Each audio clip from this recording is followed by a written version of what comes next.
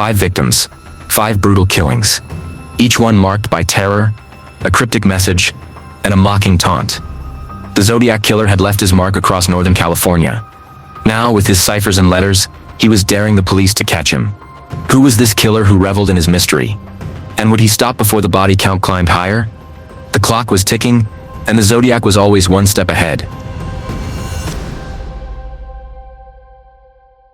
In the late 1960s, the Bay Area in Northern California, once known for its peaceful suburban neighborhoods, was about to experience a wave of terror that would grip the region for years. The Zodiac Killer, as he would be named, started a series of murders that would terrorize residents, leaving law enforcement baffled and the public in constant fear. The first murders occurred on the night of December 20th, 1968. Betty Lou Jensen, 16, and David Faraday, 17, were parked on a remote road near Vallejo, California, when they were shot and killed. Their deaths initially appeared to be a random act of violence, and when the bodies were found, no immediate clues were discovered. Investigators quickly hit a dead end, with no solid leads. Less than 7 months later, on July 4th, 1969, the Zodiac Killer struck again, this time targeting a young couple, Darlene Ferrin, 22, and Michael Mageau, 19. They were parked at Blue Rock Springs Park in Vallejo, when a man approached their car, shot them both at point-blank range, and then calmly walked away. Ferrin was killed instantly, but Mageau survived despite being severely wounded. He was able to provide a detailed description of the killer, marking the first real clue in the case. Mageau described the attacker as a tall, light-skinned man, with short hair and glasses. The killer showed no emotion during the attack, which only added to the mystery. Initially, law enforcement thought this could be another isolated case, but the investigation soon revealed a disturbing pattern. The killer's confidence and coldness suggested a person who was not afraid of being caught. The second attack was just the beginning.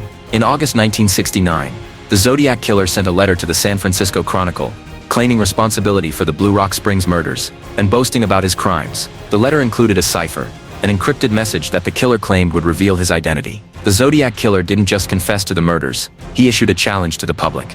He dared people to decode his message, giving cryptic hints about more killings in the future, and showing no fear of the police. Over the next several months, the Zodiac Killer sent more letters to local newspapers. Each letter was more elaborate and taunting than the last. They were filled with strange symbols and threats of future violence. The killer seemed to take pleasure in the fear he was creating. He mocked the police, made it clear he felt untouchable, and believed he could escape capture indefinitely.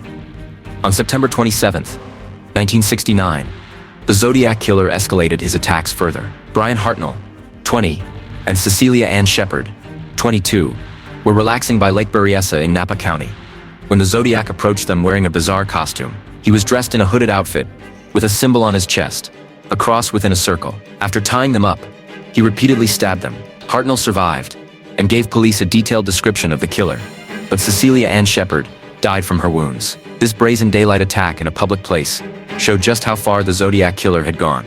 Now law enforcement had more evidence, witness testimony, and a description of the killer's strange outfit. But despite these new clues, the case again went cold. Despite best efforts from local authorities, the Zodiac Killer was able to elude capture once more. The attack at Lake Berryessa remained unsolved, and the Zodiac continued his taunting.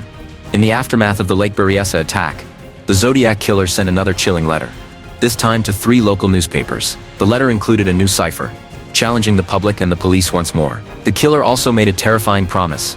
He would continue to kill unless his demands were met. This letter made it clear that the Zodiac Killer was not just a murderer, but a man who enjoyed engaging with the police, daring them to catch him. His confidence was chilling, and he made it clear he was always one step ahead. By October 1969, the Zodiac Killer's reign of terror reached another level. On October 11th, he killed Paul Stein, a 29-year-old cab driver, in the Presidio Heights neighborhood of San Francisco. This time, the Zodiac's act was even more brazen. He committed murder in broad daylight, and while several witnesses saw him, the Zodiac managed to escape once again. This would be the last confirmed killing attributed to him, but his terror didn't end there. Even though the killing stopped, the Zodiac Killer continued to send letters to the newspapers. He sent more ciphers, more cryptic messages, and more threats. His last known letter was sent in 1974, but by then, the public had already become obsessed with the case. The Zodiac Killer was no longer just a murderer. He had become a legend, a figure whose true identity remained a mystery for years. Despite the extensive efforts of law enforcement, including the involvement of the FBI, the Zodiac Killer's identity remained elusive. The case was officially closed in the early 1970s, though new theories and leads continued to surface in the years that followed. Yet, despite all the investigations, no one has ever definitively proven who the Zodiac Killer was. The case is still one of the most famous and chilling unsolved serial killer investigations in criminal history.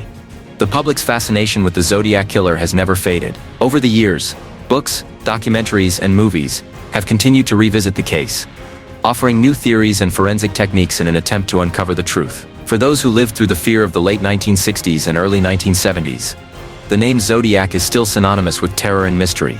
On December 20th, 1968, Betty Lou Jensen, 16, and her boyfriend, 17-year-old David Faraday, left a school event at Hogan High School in Vallejo, California. After the event, they decided to drive to a quiet, secluded spot along Lake Herman Road to talk. It was a remote area, known to be a spot where couples often parked for privacy. They had no reason to suspect anything dangerous. Around 11 p.m., while sitting in their car, a man approached them. Without warning, he fired a shot through the passenger window, hitting Betty Lou in the shoulder. She died instantly. David, sitting in the driver's seat, was shot next, but he tried to escape. As he opened the door to flee, the killer shot him again, fatally wounding him. The man then walked away from the car and disappeared into the darkness. The killer didn't take anything from the car or the victims. There were no signs of a struggle or theft. The car was left untouched, and nothing had been disturbed. No witnesses saw the attack, and the shooting was quick, precise, and ruthless. Around 12:10 a.m., a passing motorist saw the abandoned car and stopped to check. He discovered Betty Lou and David's bodies, slumped in the seats. The motorist immediately contacted the police. Officers from the Vallejo Police Department arrived quickly, securing the scene. Investigators found shell casings, but little else. There were no fingerprints, no footprints, and no other evidence. The bodies hadn't been moved, and nothing personal had been taken. The police initially thought the killings were a random act of violence. With no solid evidence or leads, they couldn't link the crime to any known suspects. They questioned friends and family, but no one could provide any helpful information.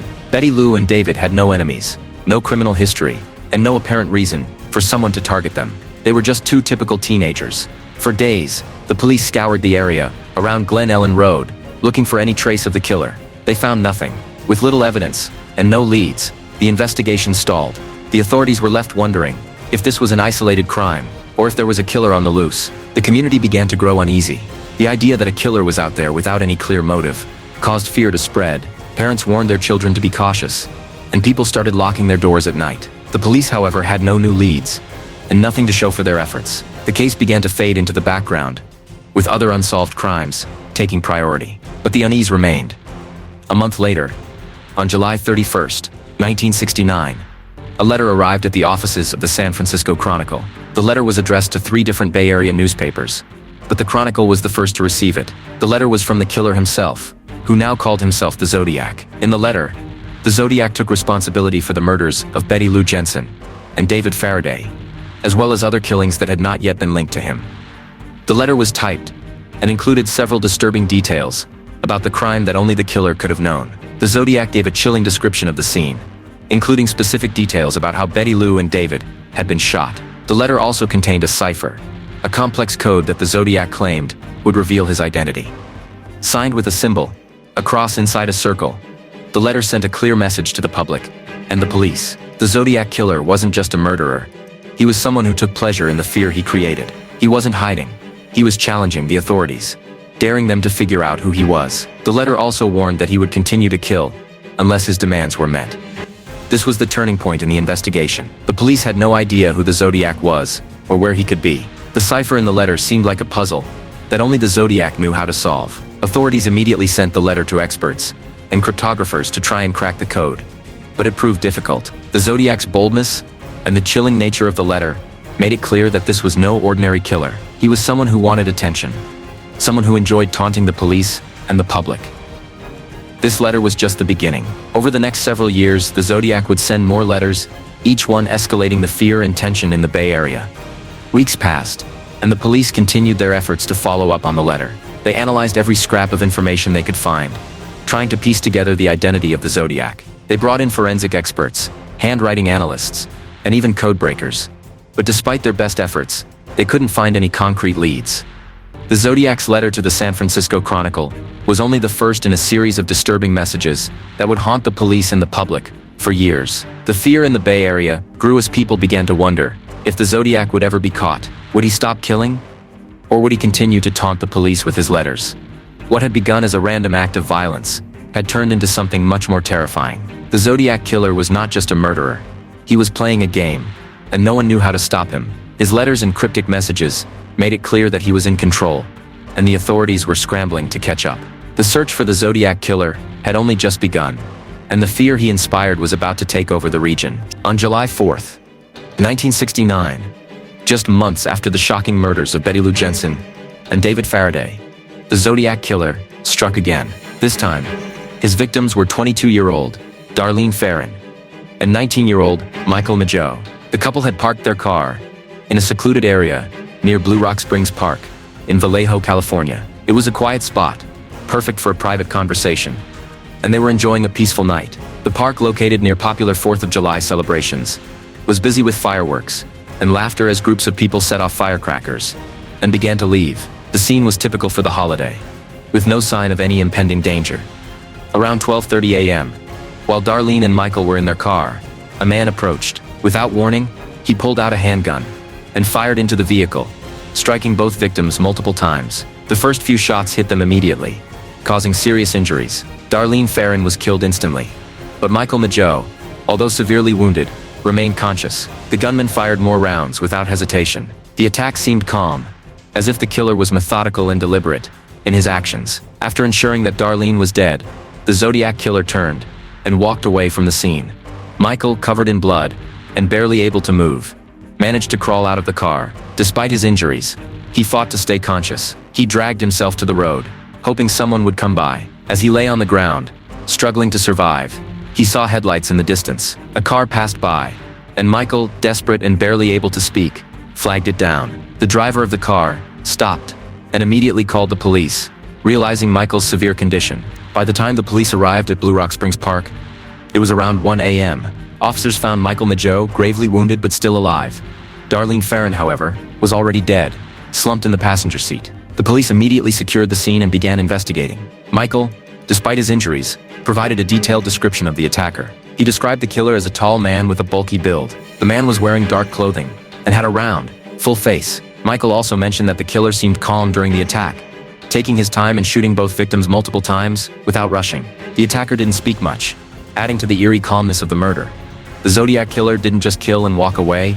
He seemed to take great care in leaving no trace. After the attack, he disappeared without leaving behind any physical evidence. The shell casings found at the scene matched those from the previous murders of Betty Lou Jensen and David Faraday, which confirmed that the same person had committed both crimes. The investigation was now dealing with a confirmed serial killer. The police attempted to follow any leads they could find. They questioned anyone who might have seen something or had any information about the victims, but nothing concrete came up. Michael Mageau's description of the attacker didn't match anyone on record, and no one had seen the killer leave the scene. The case seemed to be spiraling into the same frustrating dead end as the previous one. Meanwhile, the Zodiac Killer once again reached out to the media. On August 1, 1969, he sent another letter to the San Francisco Chronicle, claiming responsibility for the Blue Rock Springs shooting. This letter, like the first, included specific details that only the killer could have known. He described the attack with eerie accuracy, and also included another cipher, mocking the police and challenging the public to decode it. In his letter, the Zodiac's tone was smug and taunting. He took pleasure in the fear he was causing, and in the failure of law enforcement to catch him. The letter was signed with the Zodiac symbol, a circle with a cross in the middle, the same symbol he had used before. In the letter, he threatened more killings, stating that he would continue unless his demands were met. The Zodiac's letters had become his signature, another way for him to engage with the public and mock the authorities while maintaining control over the investigation. It was clear that the Zodiac Killer wasn't just interested in murder. He enjoyed the attention and fear he caused, and he was playing a game with the police. The authorities now faced even more pressure to solve the case. Michael Mageau's description of the Zodiac was the best lead they had, but it still wasn't enough to identify a suspect. The Zodiac Killer's ability to leave no physical evidence, paired with the cryptic letters he sent to the media, made him even more elusive. The case was becoming a chilling mystery, and the fear in the community only intensified as the Zodiac continued to taunt law enforcement.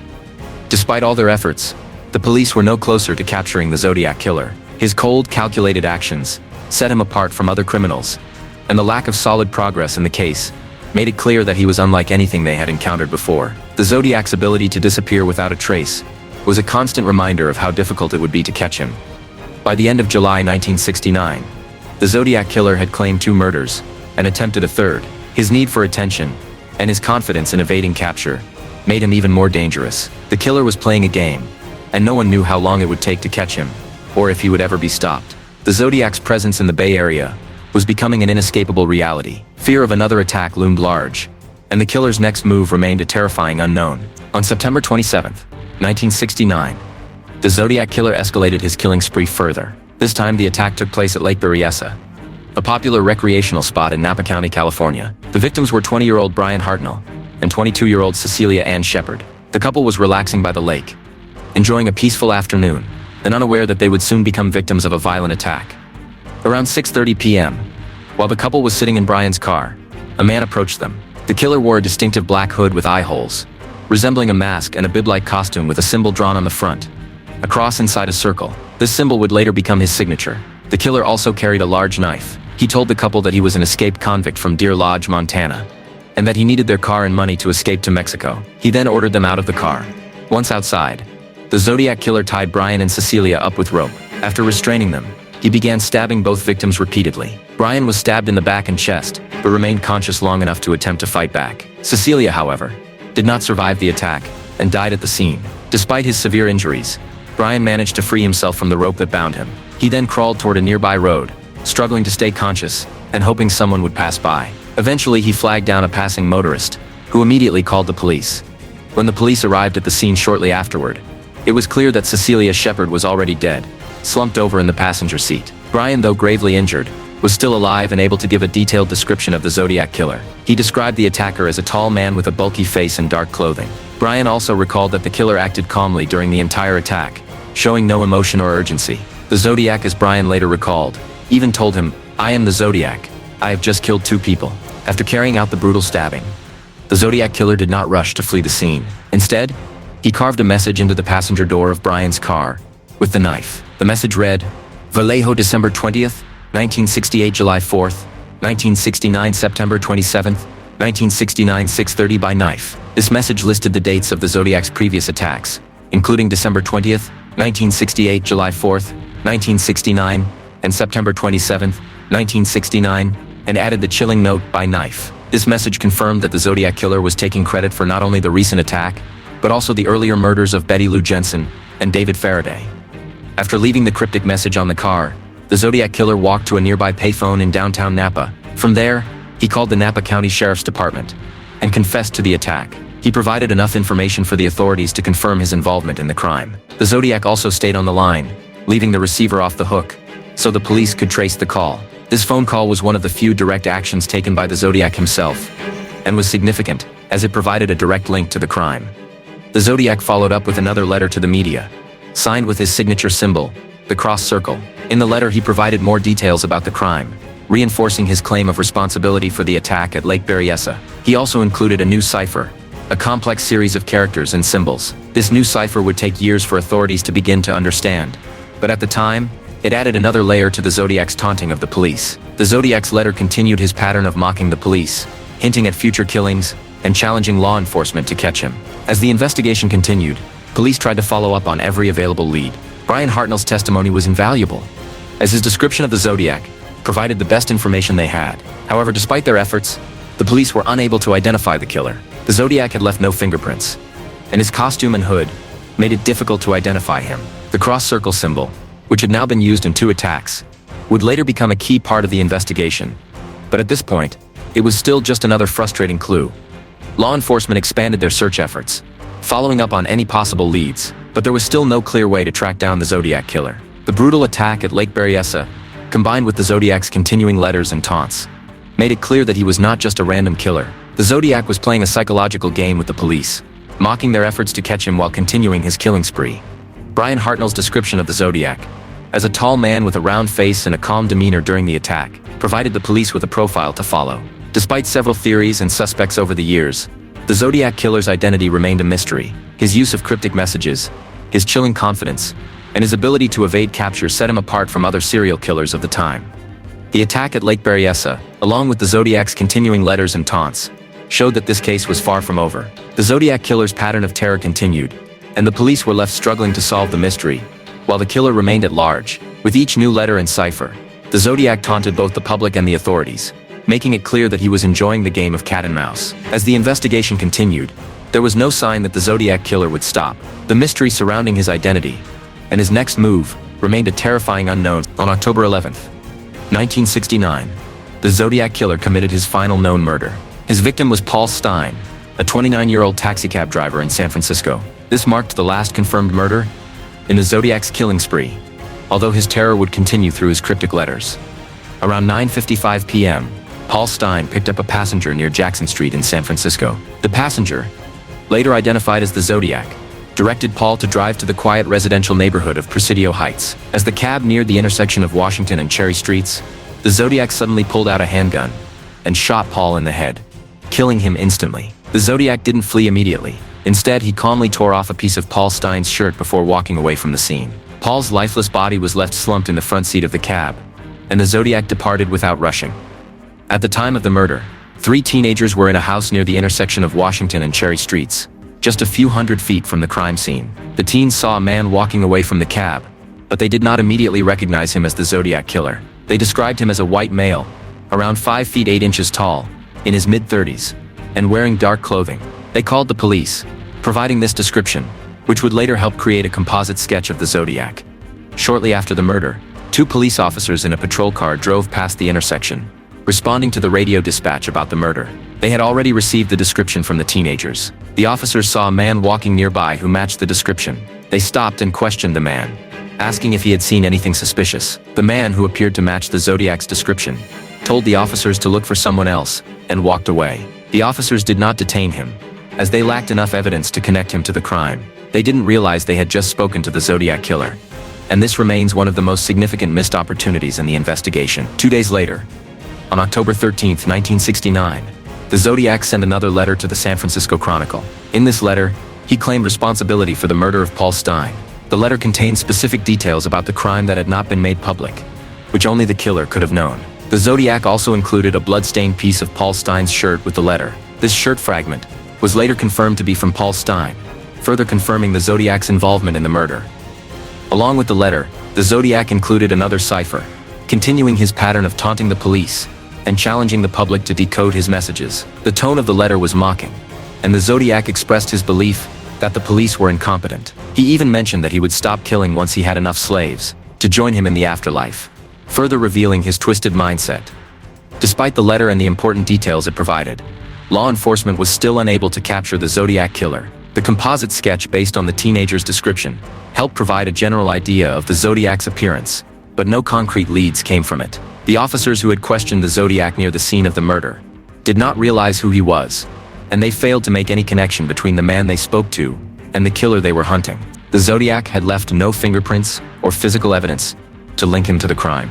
His ability to remain elusive was becoming more evident, and he had now taunted the police twice, once after the Blue Rock Springs shooting, and now with Paul Stine's murder.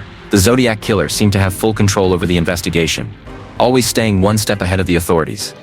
The murder of Paul Stine marked the end of the Zodiac's known killings, but it did not bring an end to the case. The Zodiac would continue to send letters and ciphers, but no more victims would fall at his hands. Law enforcement continued to follow leads, but the Zodiac's identity remained a mystery. Despite many suspects and theories over the years, no one has ever been conclusively identified as the Zodiac Killer. With his letters, ciphers, and chilling actions, the Zodiac Killer became one of the most infamous and mysterious figures in criminal history. His ability to evade capture, combined with his psychological games and taunts, set him apart from other criminals. Although he stopped killing, his legacy remains an enduring mystery. The murder of Paul Stine remains one of the most haunting unsolved crimes in U.S. history.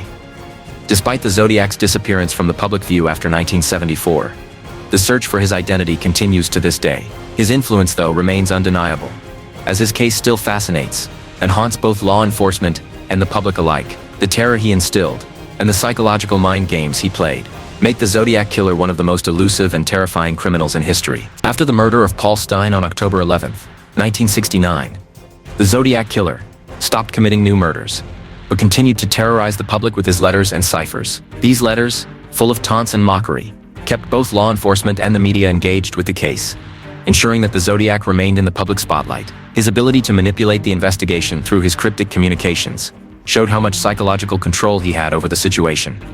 On July 31, 1969, the Zodiac sent nearly identical letters to 3 newspapers: the San Francisco Chronicle, San Francisco Examiner, and Vallejo Times-Herald. Each of these letters contained a portion of a 408-character cipher. In the letter, the Zodiac claimed that the cipher would reveal his identity and his motives for the murders. The letter also mentioned the Zodiac's enjoyment of killing, saying he needed to collect slaves for the afterlife. It was a mocking challenge to law enforcement, showing off his belief in his superiority and ability to avoid capture. He expressed his desire for public recognition and satisfaction from media coverage, knowing that his words would stir up fear and fascination.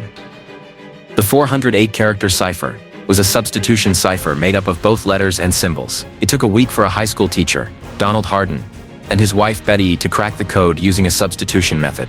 When the cipher was decoded, it revealed the Zodiac's disturbing joy in killing and his chilling claim that he would stop once he had enough slaves to join him in the afterlife. Although the cipher was cracked, the Zodiac's identity remained unknown. The breakthrough provided insight into his twisted mindset, but didn't help authorities figure out who he was. After the Z408 cipher was solved, the Zodiac sent another letter on November 8, 1969. This time, it contained a more complex, 340-character cipher. This cipher was much harder to crack and would remain unsolved for decades. The Zodiac once again taunted the police, daring them to decode the message. He claimed the cipher would reveal his identity, but as with the previous ciphers, it left law enforcement struggling. The 340-character cipher became one of the most infamous ciphers in the Zodiac case. Despite multiple attempts by cryptographers and law enforcement, it remained unsolved for years, frustrating everyone involved. The Zodiac knew his ciphers would keep the investigation alive, and his name in the headlines, cementing his role in the ongoing mystery. The Z340 cipher wasn't solved until 2020, when a team of independent cryptographers, including David Oranchak, Sam Blake, and Jarl Van Eyck, finally cracked it. The message revealed more taunting language from the Zodiac, but it still didn't provide any solid leads to his identity. The fact that the cipher remained unsolved for more than 50 years added to the mystique of the case, keeping the public's interest alive and deepening the mystery surrounding the Zodiac Killer. On November 9, 1969, just a day after sending the Z340 letter, the Zodiac sent another letter to the San Francisco Chronicle. This time, he included a bomb diagram, claiming that he had planted bombs that would kill 12 children and a bus driver. The Zodiac's bomb threat was another attempt at psychological manipulation. While no bomb was ever found, the Zodiac's ability to instill fear continued. The bomb threat further showcased his power over law enforcement and the public. His threats were not just about the possibility of violence, but also about controlling the narrative and keeping people on edge. The Zodiac's psychological terror didn't stop with the bomb threat. On December 20th, 1969, he sent a letter to Melvin Belli, a well-known San Francisco attorney who had publicly offered to help the Zodiac communicate with the police. In this letter, the Zodiac spoke about his psychological state, claiming that he could not control his urges to kill and warning that he might kill again. This letter emphasized the Zodiac's desire for attention and manipulation. As he continued to taunt those involved in the case, his letters kept his mystique alive, even though he had stopped killing. The Zodiac's use of ciphers, taunting letters, bomb threats, and communications with Melvin Belli allowed him to maintain psychological control over the investigation. These actions kept the Zodiac in the media and ensured that his presence was still felt, even without any new murders. His letters continued to mock the police and the public, reinforcing his ability to manipulate those trying to catch him. By the end of 1969, the Zodiac Killer had firmly established himself as a figure of terror and psychological manipulation. His letters and ciphers had made him one of the most infamous criminals in American history. Even though his true identity remained a mystery, the Zodiac's ability to manipulate the investigation, his psychological control over law enforcement and the public, and his need for recognition made sure that his legacy would remain strong.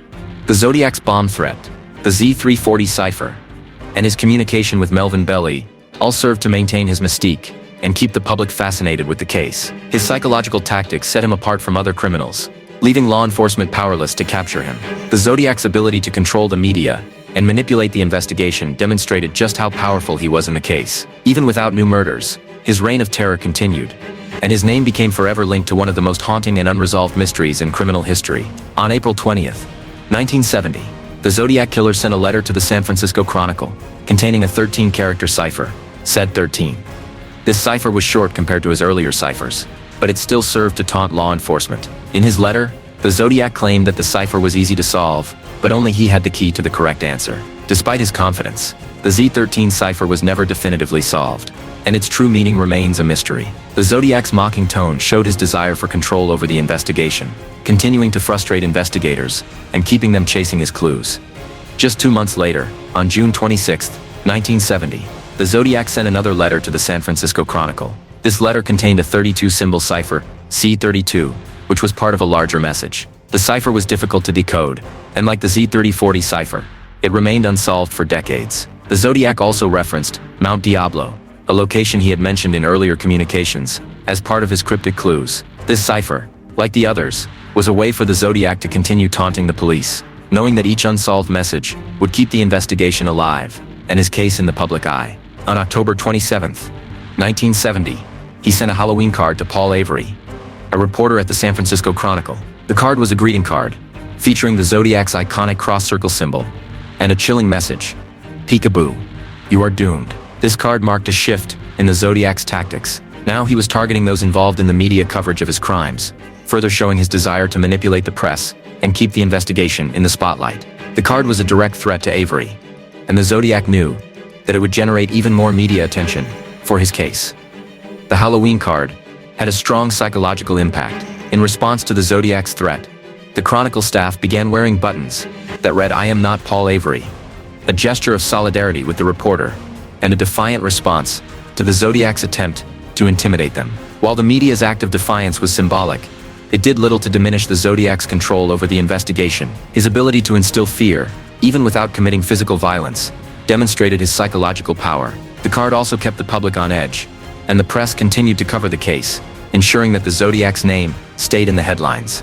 At the same time, the Zodiac continued to exaggerate his victim count. In the Halloween card, he claimed to have killed 14 people, though only 5 victims had been confirmed by law enforcement. This false claim helped maintain the mystery surrounding the Zodiac and fueled public anxiety about the possibility of more undiscovered victims. His need for recognition and the power he derived from keeping the public uncertain about his full victim count played a significant role in his ability to maintain control over the case and the investigation.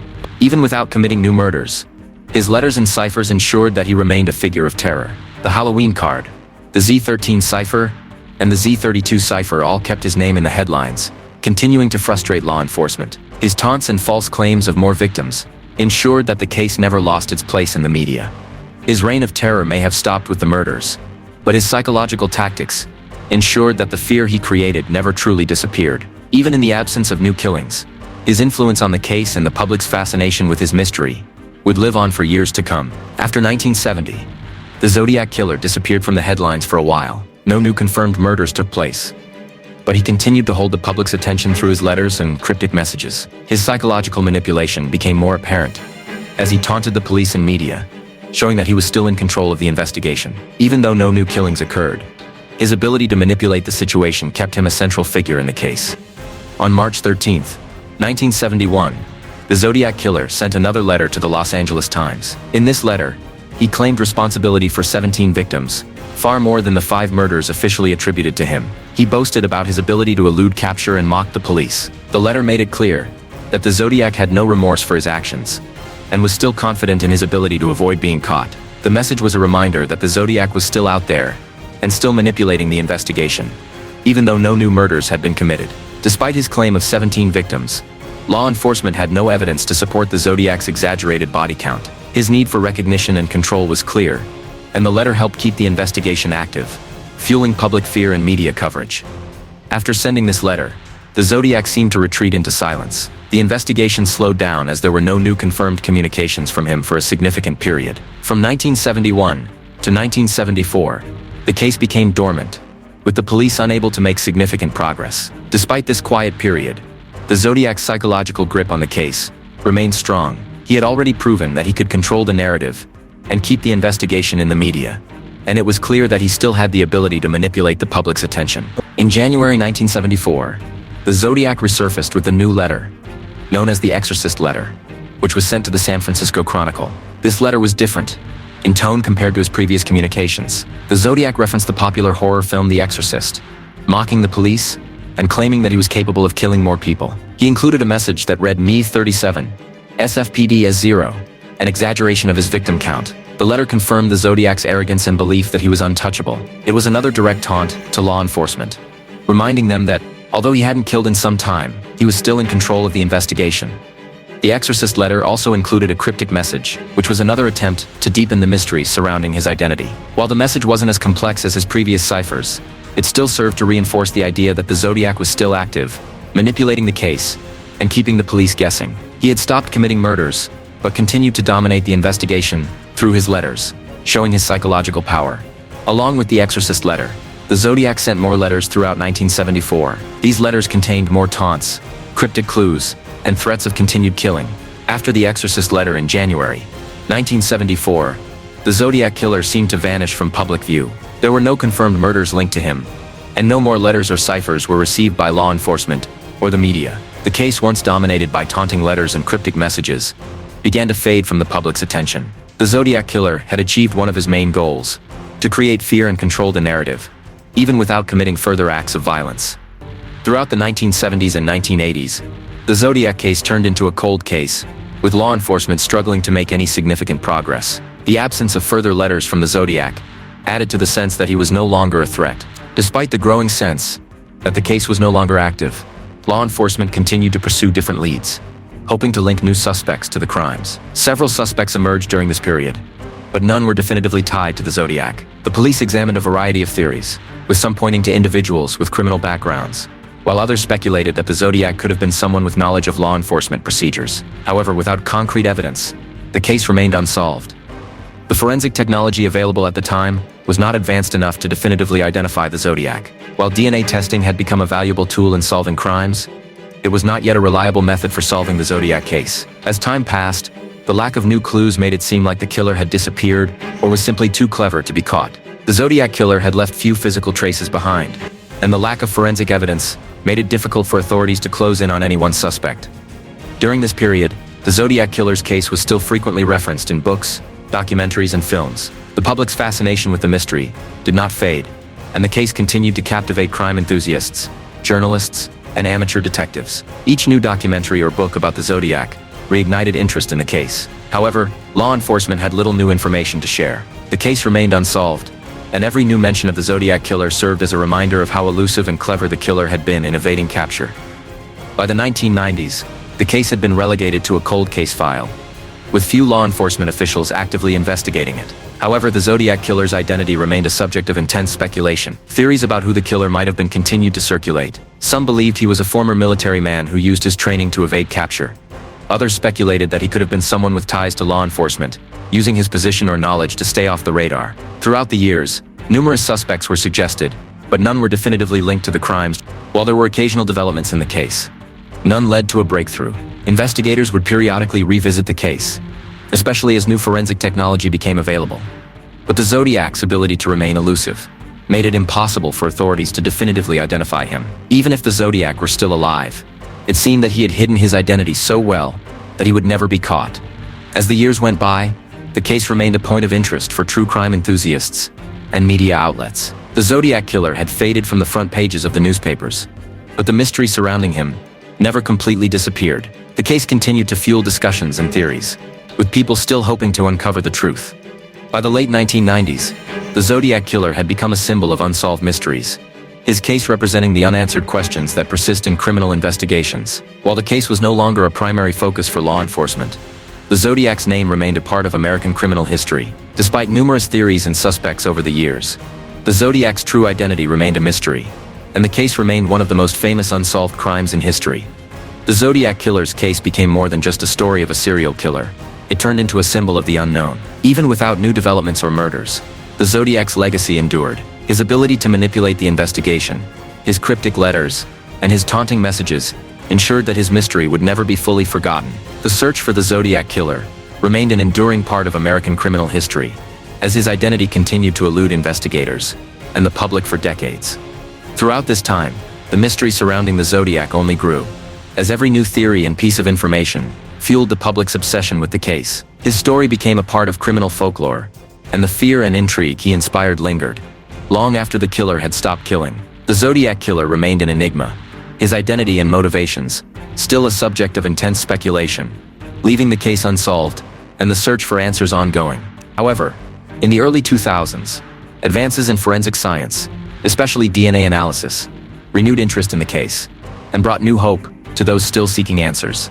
In 2002, a major breakthrough occurred when the FBI began using DNA testing on evidence collected from the Zodiac Killer's letters and ciphers. For years, investigators had relied on traditional methods like handwriting analysis and fingerprint comparison. DNA testing, however, allowed them to explore new avenues. One of the key pieces of evidence re-examined was the stamps and envelopes sent by the Zodiac to the media. These envelopes had been licked by the killer, leaving behind saliva that was later tested for DNA. By extracting DNA from these saliva samples, investigators hoped to obtain vital information about the Zodiac's identity.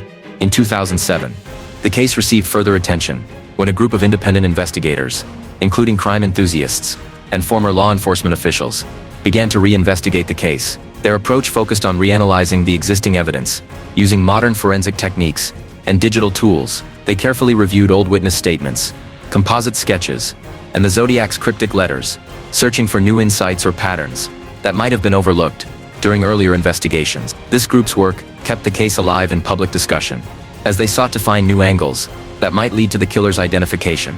The biggest development in the case came in 2018, when the Zodiac Killer case became one of the first major cold cases to be examined, using genetic genealogy. This technique, which had been instrumental in solving other high-profile cases like the Golden State Killer, involved taking DNA samples from the Zodiac's letters and comparing them to public genealogy databases. By matching the Zodiac's genetic markers with those of living relatives, investigators were able to narrow down potential suspects, bringing the case to a new level of investigation. This method opened up new possibilities for solving the case that had been closed for decades.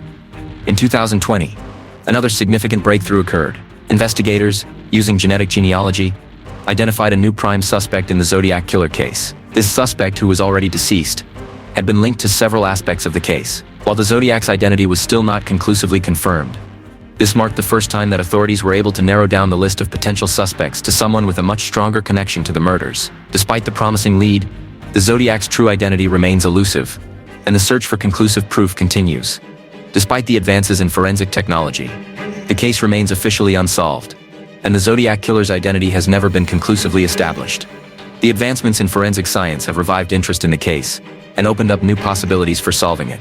But the mystery surrounding the Zodiac Killer remains unresolved. Modern technologies, like genetic genealogy, have allowed law enforcement to gather more information than ever before. Yet the Zodiac's true identity still eludes discovery.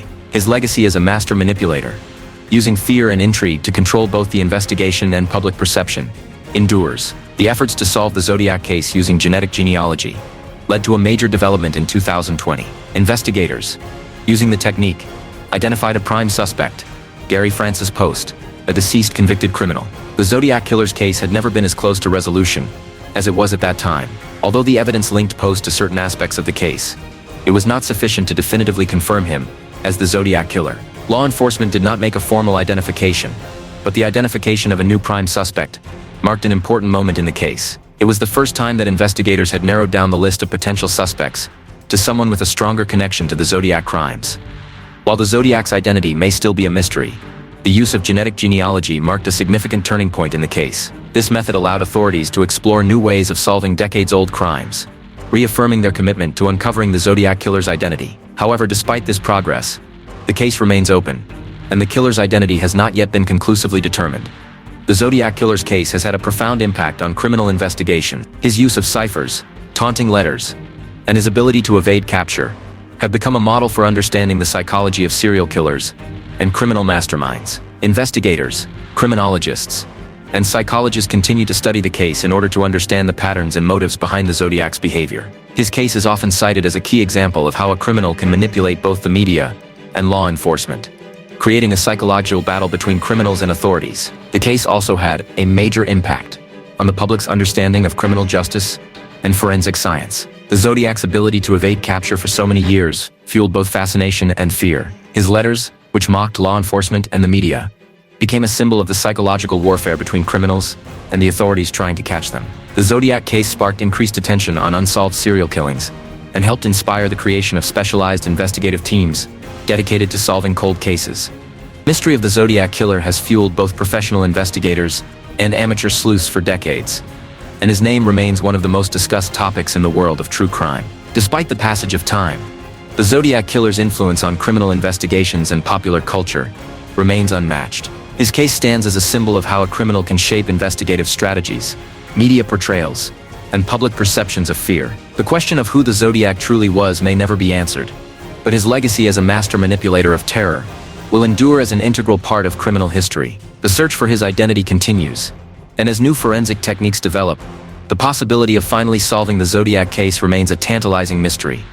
Like, share, and subscribe to stay with the mystery crime for new cases.